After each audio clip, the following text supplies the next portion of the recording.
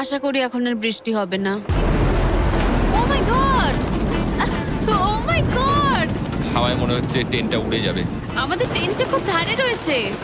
এটা অসাধারণ। এটা হাস্যকর। এদিকে বৃষ্টি কিন্তু থামছিল না, আমি জানি না 24 ঘন্টা ধরে বৃষ্টি হয়েই চলেছে, জানি না কি হবে।